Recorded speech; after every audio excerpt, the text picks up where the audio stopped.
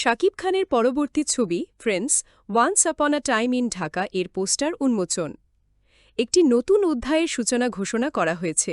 শহর তার আসল নায়ককে চিনবে। সুপারস্টার শাকিব খান আজ বিকেলে তার যাচাইকৃত সোশ্যাল মিডিয়া হ্যান্ডেলে একটি ক্যাপশন সহ একটি ফার্স্ট লুক পোস্টার পোস্ট করে তার আসন্ন ছবিটির ঘোষণা দিয়েছেন। অভিনেতার সর্বশেষ ছবি Prince once upon A time in Dhaka এর পোস্টার ডিজাইনের পটভূমিতে ঢাকার মানচিত্র রয়েছে। সামনের দিকে বিভিন্ন আকৃতির বন্দুক হাতে একদল লোক দাঁড়িয়ে আছে। তাদের মধ্যে একজন ব্যক্তি দুটি পিস্তল ধরে উভয় হাত প্রসারিত করে দাঁড়িয়ে আছে।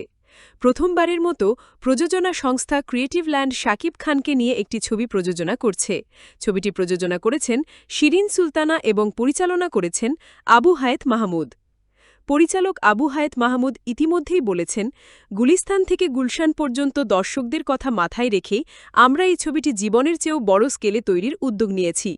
গল্পটি ১৯৯০-এর দশকের ঢাকার প্রেক্ষাপটে তৈরি এবং এতে অপরাধ, প্রেম, অ্যাকশন, আবেগ এবং পারিবারিক নাটক থাকবে।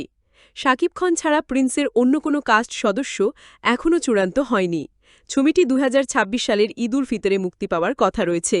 তো দর্শক, আরও আপডেট পেতে চ্যানেলটি সাবস্ক্রাইব করুন। ধন্যবাদ।